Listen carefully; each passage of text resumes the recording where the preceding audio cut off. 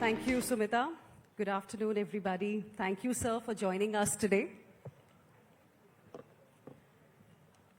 सबसे पहले मैं आपसे ये बात करना चाहूंगी क्योंकि प्रधानमंत्री ने कल यहीं से हमें बताया भारत का जो एक लक्ष्य है विकसित बनने का 2047 तक 2047 तक, उसमें उन्होंने ये भी एक चीज की बात की कि अभी तक जितने भी रिफॉर्म्स की अनाउंसमेंट की है सरकार ने, वो रिफॉर्म्स आउट ऑफ कन्विक्शन हुए हैं, कंपल्शन नहीं हुए। हमारी जरूरत के हिसाब से हमने रिफॉर्म्स की बात नहीं की, रिफॉर्म्स की अनाउंसमेंट नहीं की, क्योंकि हमें अपनी इकोनॉमी को विकसित बनाना है 2047 तक, इसलिए हम रिफॉर्म एक्सप्रेस पर चल रहे हैं।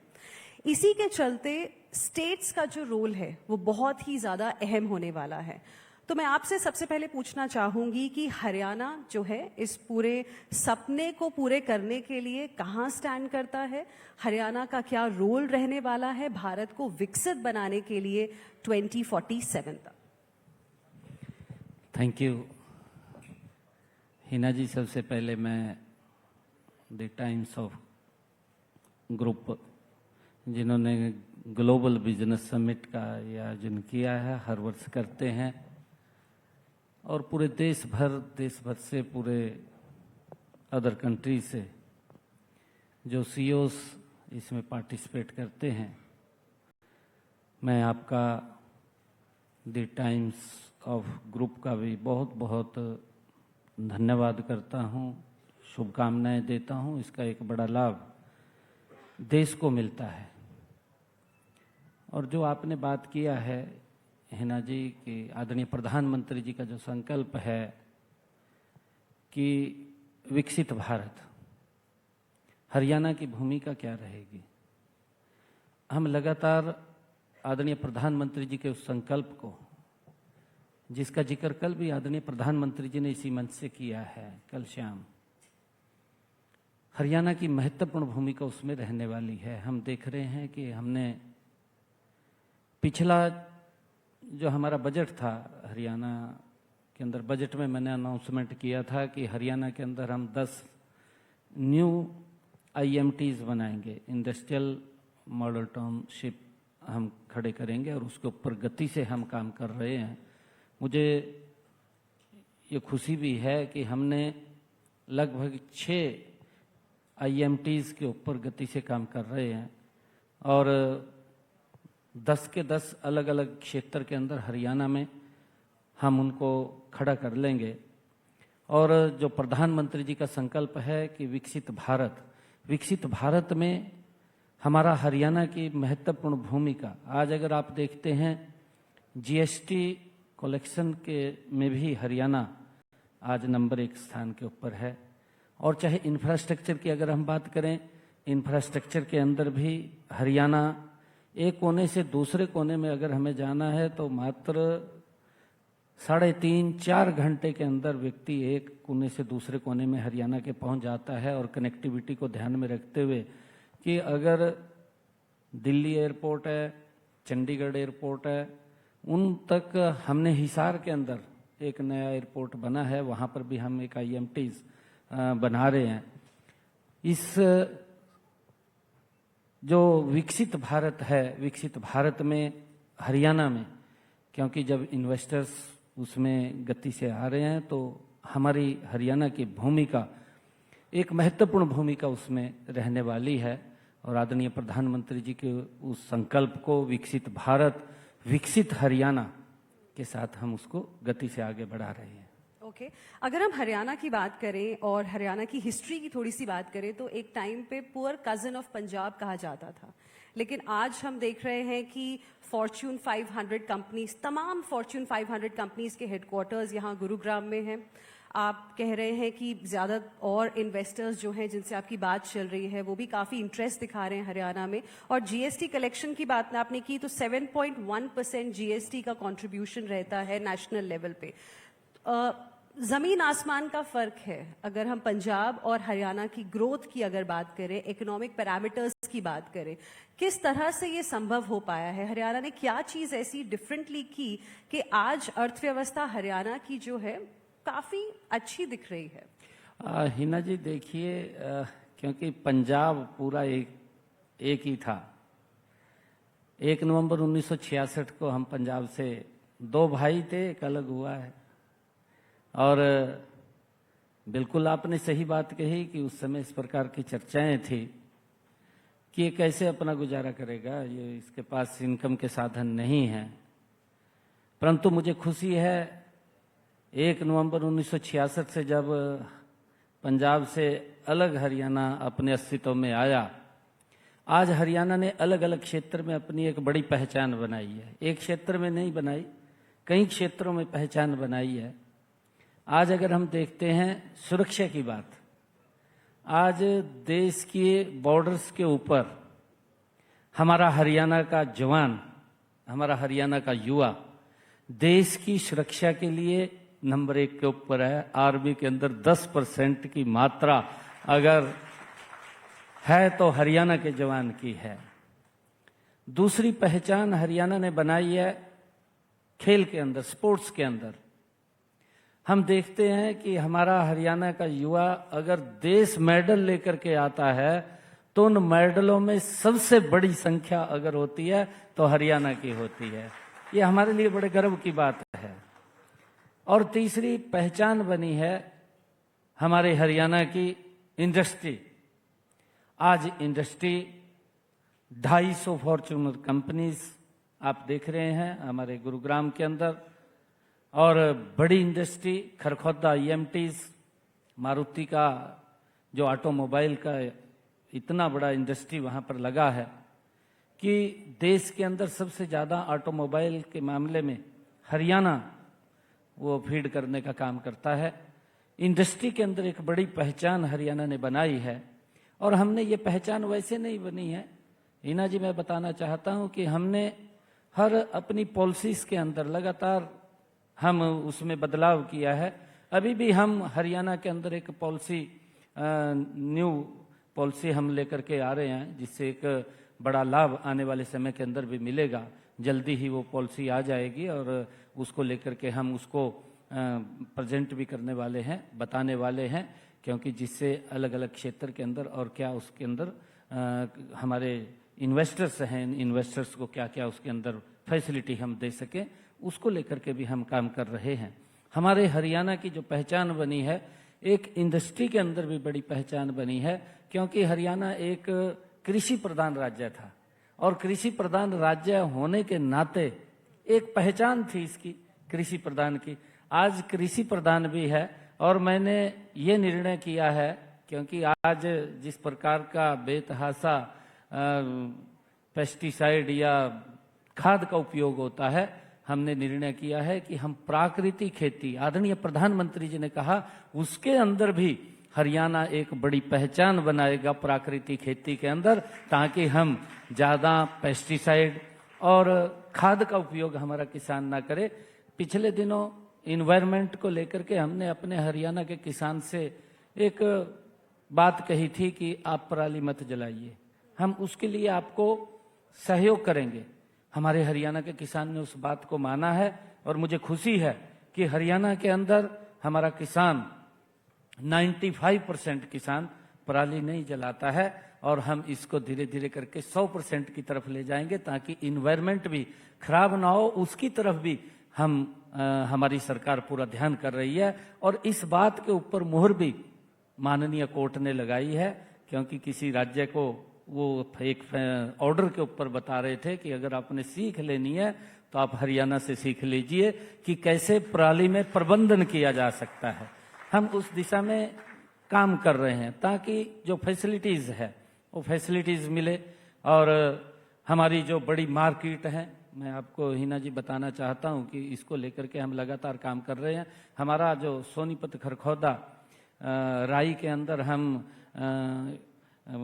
ड्राई फ्रूट मार्केट, उसके अंदर इलेक्ट्रॉनिक्स मार्केट बड़ी हम बाहर लेकर के आ रहे हैं। जल्दी ही हम उसके अंदर हमने बड़ी प्रपोजल तैयार किया है हरियाणा के अंदर, ताकि एक प्लान्ड वे से कि आने वाले 50 साल तक भी पब्लिक को दिक्कत ना आए, इस प्लान्ड वे से हमारी वो मार्केट बनेगी। चाहे हमारी मार्बल की मार्केट है और आगे 50 साल की बात करें, लेकिन कांग्रेस का कहना है कि 2029 में राहुल गांधी प्रधानमंत्री बन जाएंगे। हिना जी, सपना देखना किसी के लिए बुरा नहीं है। सपना कोई भी देख सकता है, परंतु उसके लिए मेहनत चाहिए, उसके लिए जिगरा चाहिए। और वो जिगरा और मेहनत अगर किसी के पास है तो नरेंद्र मोदी के पास है। नरेंद्र मोदी ने इस भारत को बदलने का काम किया है। ये जिगरा भी मोदी जी के पास है और ये विजन भी मोदी के पास है। हिना जी, मैं एक और बात बता रहा हूं, आपने एक जिक्र किया है, देश के ऊपर आजादी के बाद 55 साल तक कांग्रेस समर्थित लोगों का शासन रहा है। आप ध्यान करिए, 55 साल कोई छोटा नहीं है, बड़ा कार्यकाल है। मोदी जी को 5 गुना कम कांग्रेस के शासन से 5 गुना कम समय मिला। आप देख रहे हैं, 5 गुना कम समय के अंदर भारत को एक विकसित भारत की तरफ गति से ले जाने का काम अगर किसी ने किया है तो उसका नाम नरेंद्र मोदी है। नरेंद्र मोदी जी ने 5 गुना कम समय के अंदर 5 गुना ज्यादा काम करके दिखाया है। ये आज देश के सामने, आज देश का हर व्यक्ति बोलता है, आज भारत वर्ल्ड के अंदर चमक रहा है। लेकिन राहुल गांधी कहते हैं डेड इकोनॉमी है भारत। देखिए, मैं एक और बात कहना चाहता हूं कि विपक्ष की भी एक भूमिका होती है। विपक्ष की जो भूमिका होती है वो सार्थक भूमिका होती है इस देश को आगे बढ़ाने में। क्योंकि कहीं अगर कोई गलत डिसीजन होता है, विपक्ष का काम है कि उसको बताए, लोगों के बीच में जाए। ये विपक्ष की भूमिका होती है। अगर ठीक काम भी मोदी जी कर रहे हैं तो उसका भी विरोध हो रहा है, तो फिर इस प्रकार की बात ये यहां नहीं बोलते, ये वर्ल्ड में जाकर के बोलते हैं कि आर्थिक स्थिति डाउन हो गई है। मैं एक और बात बताना चाहता हूं हिना जी, अगर आर्थिक स्थिति की इतनी स्थिति खराब होती, प्रधानमंत्री जी ने संकल्प लिया कि हम भारत की इकोनॉमी को वर्ल्ड की 5वें नंबर पर लेकर के आएंगे। ये लिया संकल्प प्रधानमंत्री जी ने, और संकल्प लिया जो 2014 जो 12वें और 13वें स्थान के ऊपर रहती थी, प्रधानमंत्री जी ने कहा कि हम इसको दुनिया की 5वीं आर्थिक शक्ति के रूप में भारत को खड़ा करेंगे। खड़ा हो गया हिना जी, खड़ा हो गया। ये प्रधानमंत्री जी की इच्छा शक्ति थी। प्रधानमंत्री जी ने कहा कि हम दुनिया की 3री आर्थिक शक्ति बनाएंगे, 4थी आर्थिक शक्ति बन गया।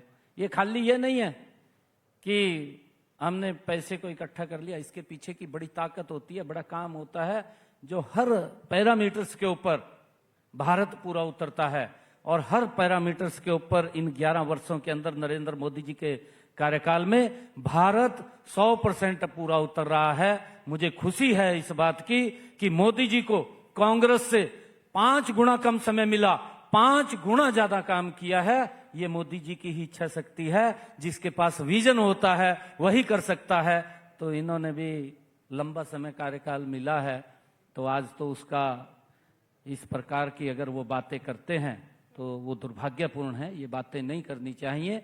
विपक्ष की भूमिका, मैंने कहा है कि विपक्ष की भी अपनी एक भूमिका होती है, उस भूमिका को सार्थकता की ओर हमें लेकर के जाना चाहिए, जिससे कि देश को लाभ मिले, देश को नुकसान ना हो। परंतु विपक्ष की भूमिका भी मुझे ठीक नहीं लग रही है। ओके, अब इन्वेस्टर्स की भी थोड़ी बात कर लेते हैं, क्योंकि तमाम इन्वेस्टर्स आपको सुन रहे हैं इस वक्त। जनवरी में भारत ने mother of all trade deals India EU FTA sign किया। फिर उसके बाद बहुत ही जल्दी 7 दिन के अंदर हमने देखा कि इंडिया US ट्रेड डील, जिस पे बातचीत 1 साल से चल रही है, वो भी पॉजिटिव डायरेक्शन की तरफ मूव करनी शुरू हो गई।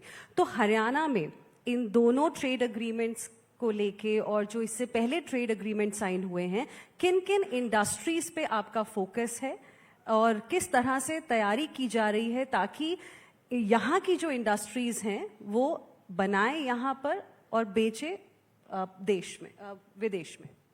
हाँ हिना जी, क्योंकि कल ही मैंने जो हमारे यूरोप के इंडस्ट्रियलिस्ट थे जिन्होंने हरियाणा के अंदर अपनी इंडस्ट्री लगा रखी है, उन सब से कल मैंने यहीं दिल्ली में एक बड़ा कार्यक्रम किया था। उन सब से मैं बैठा था, बातचीत किया था। और मैं जब अपना बजट तैयार कर रहा था, मैं लोगों से बात करता हूँ, अलग अलग स्टेक होल्डर से मैं जा कर के उनसे सुझाव भी लेता हूँ। और बजट के लिए पिछले वर्ष भी जब मैं बजट तैयार कर रहा था तो मैंने लोगों से जा कर के सुझाव लिए थे, चाहे इंडस्ट्रियलिस्ट हों, चाहे टेक्सटाइल इंडस्ट्री के हों, चाहे स्टार्टअप्स हों, या हमारे अन्य एग्रीकल्चरिस्ट के किसान हों, एफपीओज हों, या महिला हमारी इंडस्ट्रियलिस्ट हो, या हमारे सेल्फ हेल्प ग्रुप की बहनें हों, या हमारे जनप्रतिनिधि हों। ऐसे अलग अलग क्षेत्रों में जो स्टेक होल्डर्स थे उनसे मैं ये चर्चा करता रहता हूं कि आप सुझाव दिए, अलग अलग ग्रुप के अंदर बैठ करके उनसे बजट पूर्व परामर्श हम उनसे सुझाव लेते हैं। और मैंने एआई बेस्ड एक चैट बॉट भी बनाया है, उसके माध्यम से भी मैंने लोगों से, आमजन से सुझाव लिए हैं। लगभग मेरे पास 9,000 के करीब में उस चैट बॉट के ऊपर सुझाव भी आए हैं। और लगभग मैं आपको बताना चाहता हूं 5,000 स्टेक होल्डर से भी मैं अलग अलग क्षेत्र के अंदर मिला हूं, युवाओं से अलग मिला हूं। और हमारे अलग क्षेत्रों के अंदर जो भी स्टेक होल्डर्स हैं उनसे मैंने बातचीत किया, उनसे सुझाव लिया, और ताकि हम उस बजट के उन सुझावों को बजट में शामिल कर सकें। और मुझे खुशी है, मैं आपको बताना चाहता हूं कि जो उनके सुझाव आए, मैंने पिछली बार जो सुझाव लिए थे मैंने उनको बताया कि आपने इतने सुझाव दिए, इतने हमने बजट में शामिल किए, इतना बजट हमने जारी किया, इतना खर्च कर दिया। उनके सामने पूरा का पूरा हमने बताया। उनको भी अच्छा लगा कि ये जो पहले 2014 से पहले चलता था कि ये बजट तो सरकार का बजट है, परंतु पहली बार ये महसूस होता है, अभी आदरणीय निर्मला सीतारमण जी ने भी बजट प्रस्तुत किया है, ये महसूस होता है देश के लोगों को, प्रदेश के लोगों को कि बजट हमारा है। नहीं तो ये बजट सरकार तक सीमित रह जाता था कि सरकार का बजट है, सरकार अपने तरीके से करती है, परंतु लोगों को ये महसूस हुआ है कि ये बजट हमारा है, हमारे लिए खर्च हो रहा है। और उसको लेकर के जब हम उनको सुझाव लेते हैं, सुझाव लेकर के उनको शामिल करते हैं, उनके अनुरूप बजट बनता है, तो उसका एक लाभ भी प्रदेश को मिलता है, जन को भी मिलता है। और हमने जो आदरणीय प्रधानमंत्री जी ने जिसे मदर डील भी कह रहे हैं कि एक बहुत बड़ी डील, क्योंकि जब मैं ये सुझाव ले रहा था तो मेरे पास, मैं जब पानीपत के अंदर टेक्सटाइल इंडस्ट्री के बीच में गया था तो उन्होंने उस वक्त ये चिंता जाहिर की थी कि हमारे पास टैरिफ ये 25% लग गया, इसका हमें दिक्कत में आ गया। परंतु आदरणीय प्रधानमंत्री जी ने उसकी तरफ जो गंभीरता से लिया है, पहले ये हमारा यूरोप के साथ जो समझौता हुआ है उससे एक बड़ा लाभ हमारे हरियाणा के इंडस्ट्री को मिलेगा। और कल जब मैं उनसे बात कर रहा था तो उन्होंने बड़ी इस बात की खुशी जाहिर की थी, और मैंने कहा कि आप हरियाणा के अंदर आइए और जो अपने लोग हैं वो भी यहाँ पर आएं और इन्वेस्ट करें, ताकि हरियाणा के अंदर हम उसको सभी फैसिलिटीज़ वो उपलब्ध करा सकें जो भी उनके अनुसार है। अभी मैं हिना जी एक और इसके अंदर हमने अभी निर्णय किया है कि हमने जो 10 IMTs बनाने का निर्णय किया है, 10 IMTs के अंदर हमने ये निर्णय किया है, अभी हमारी पॉलिसी भी आ जाएगी कि किसी व्यक्ति को किसी प्रकार की कोई CLU NOC लेने की आवश्यकता नहीं है। IMT के जो हमारा क्षेत्र है वो ऑनलाइन अप्लाई करेगा, अपनी CLU डाउनलोड कर लेगा और जाकर के इंडस्ट्री लगा देगा, उसको कहीं किसी दफ्तर में जाने की जरूरत नहीं है। हमने इतना इसके अंदर सुधार किया है कि आने वाले समय के अंदर लोगों को कहीं किसी दफ्तर के चक्कर न काटने पड़े, इसके अंदर बड़ा एक हमने सुधार किया है। और लगातार इसको लेकर के जब मैंने कल उनसे बातें की तो बड़ा इंटरेस्ट उन्होंने इसके अंदर दिखाया है कि हम और इसके अंदर हरियाणा के अंदर आने के लिए तैयार हैं। तो हम जो आदरणीय प्रधानमंत्री जी का संकल्प है उस संकल्प की तरफ, और जो उन्होंने डील किया है, इस डील का हरियाणा को एक बहुत बड़ा लाभ उसका मिला है, हमारे इंडस्ट्रियलिस्ट को भी मिला है, आने वाले समय के अंदर जो इन्वेस्टर्स आएगा उसको भी एक बड़ा लाभ हरियाणा के अंदर इसके अंदर मिलेगा। जी, बड़ी अच्छी बात आपने की कि आप लोगों के सुझाव भी सुनते हैं, बजट आप पेश करने वाले हैं क्योंकि आप वित्त मंत्रालय भी देखते हैं इस राज्य का। तो आपने लोगों से इनवाइट किए सजेशंस के किन एरियाज में फोकस किया जाना चाहिए। इन्वेस्टर्स आ रहे हैं लेकिन सब लोग जो है सिविक इंफ्रास्ट्रक्चर की बड़ी कंप्लेन करते हैं। I mean, अगर हम हरियाणा की बात करें तो गुरुग्राम सबसे पहले जुबान से निकलता है, लेकिन सिविक इंफ्रास्ट्रक्चर मतलब उसको लेकर आप क्या कर रहे हैं? क्योंकि फॉर्च्यून 500 कंपनीज हैं, ईज ऑफ लिविंग भी तो बहुत जरूरी है। हिना जी, मैं बताना चाहता हूं क्योंकि हमारी सरकार का पूरा फोकस इस इंफ्रास्ट्रक्चर के ऊपर है। अभी जब ये बरसात का सीजन ऑफ हुआ, बरसात के सीजन ऑफ होते ही मैंने हरियाणा के हमारे 6 अलग अलग सेक्टर्स हैं, HSADC है, HSVP है, ULB है, हमारा PWD है, हमारा मार्केटिंग बोर्ड है, हमारे ये 6 ऐसे सेक्टर्स हैं जो सड़कें बनाते हैं। मैंने उनको सभी को इकट्ठा बुलाया और इकट्ठा पहले उनको कहा कि आप अपनी अपनी सड़कों की पूरी मेरे को रिपोर्ट दीजिए पूरे प्रदेश की। उन्होंने रिपोर्ट दी मुझे बना करके, कौन सी सड़क टूटी हुई है, कौन सी सड़क अभी लाइबिलिटी में है कि उसके ऊपर हमें कहीं थोड़ी टूटी हुई है उसको रिपेयर करना है। मेरे को पूरी की पूरी लिस्ट जब आई मेरे पास, मैंने 4,500 करोड़ रुपया हरियाणा के सड़क इंफ्रास्ट्रक्चर को मजबूत करने के लिए जारी किया और उसके ऊपर काम भी चल रहा है। और आने वाले 2-3 महीने के अंदर जो गर्मी का सीजन है, क्योंकि एकदम सर्दी आ गई थी, कुछ ग्रेफ ये फोर लग जाता है, इसके कारण से ग्रेफ के कारण भी काम रुक गया और अब काम चालू हो गया। आने वाले समय के अंदर हरियाणा का एक भी सड़क टूटा नहीं होगा, ये हमारी सरकार की गारंटी है। इसको लेकर के मैंने 4,500 करोड़ रुपया ये जारी किया ताकि सड़कों का ये सुदृढ़ीकरण हो जाए। लगभग मुझे खुशी है 70% सड़कें ठीक कर दी गई हैं, 70% सड़कें, 30% रह गई हैं जल्दी ही, क्योंकि सर्दी के बाद अब शुरू होगा तो इसके ऊपर भी जल्दी काम चलेगा और एक भी सड़क टूटी नहीं होगी, क्योंकि हमारी ये प्रथम प्राथमिकता है कि लोगों को रास्ता उनको सुलभ और सुरक्षित मिले, उसको लेकर के हमारी सरकार काम कर रही है। तो आप गारंटी दे रहे हैं कि इस साल जुलाई से सितंबर के महीने में लोगों को नाव लेने के बारे में सोचना नहीं पड़ेगा? नहीं, उसके लिए हम काम कर रहे हैं। मैं आपको और बताना चाहता हूं, बरसात के कारण कई बार अभी जैसा मौसम के अंदर भी तब्दीली आई है और इन्वायरमेंट इस प्रकार का खड़ा हो जाता है कि एकदम से 1 घंटे में इतनी बरसात हो जाती है कि बहुत ज्यादा जल भराव हो जाता है। क्योंकि चाहे हम कोई सिस्टम भी खड़ा करते हैं, वो सिस्टम भी उसके आगे फेल हो जाता है सारा का सारा, क्योंकि बरसात एकदम इतनी गिरेगी, पानी इतना गिरेगा कि ब्लॉक उसको निकलने में भी 1-2 घंटा लगता है। परंतु मुझे खुशी है कि हमने अपने गुरुग्राम की, मुझे लग रहा है कि आप बात कर रहे हैं, गुरुग्राम के अंदर आज वो स्थिति आ गई है कि 4 घंटे के ज्यादा अगर बहुत ज्यादा बरसात लगातार पड़ रही है, 4 घंटे से ज्यादा पानी नहीं रुकता। परंतु उसके लिए हमने जो हमारा लो लाइन एरिया है, एक अलग ड्रेन काटने का भी प्रपोजल हमने तैयार कर लिया और जल्दी हम एक ड्रेन निकाल करके यहाँ से उसके ऊपर अधिकारी लगे हुए हैं, पूरी रिपोर्ट बना रहे हैं और रिपोर्ट बना रहे हैं तो शीघ्र ही यहाँ से ड्रेन निकाल करके उसको हम इधर यमुना की तरफ ले जाएंगे। चाहे वहां पर STP लगाने की बात है, ट्रीटमेंट करके उस ड्रेन के अंदर छोड़ना और उसको फिर एग्रीकल्चर को भी देने की बात है, पानी को, ताकि जल भराव ना हो।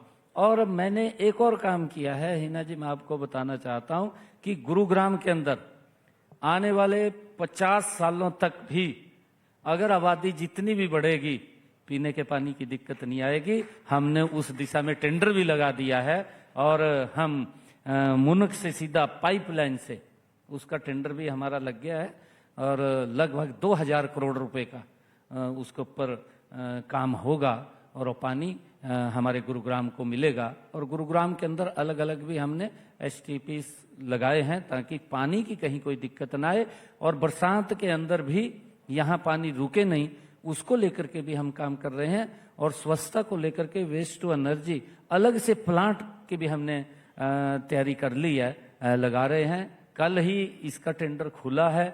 गुरुग्राम का कूड़ा कहीं पर दिखाई नहीं देगा, उस दिशा के अंदर हम काम कर रहे हैं। आने वाले समय के अंदर धीरे धीरे सरकार उस गति से काम कर रही है, गति भी और ट्रस्ट भी। हम उस विजन को लेकर के काम कर रहे हैं कि लोगों का विश्वास भी जमे और काम की गति भी तेज हो, उसको लेकर के हमारी सरकार काम कर रही है आदरणीय मोदी जी के नेतृत्व में। क्योंकि मोदी जी का जो सहयोग मिलता है अतुलनीय है और आगे हम गति से उसके अंदर काम कर रहे हैं। चलिए, आपने इन्वेस्टर्स को अच्छी खबर दे दी, गारंटी भी दे दी। Thank you very much sir for speaking with us here today. Thank you for joining us. Thank you.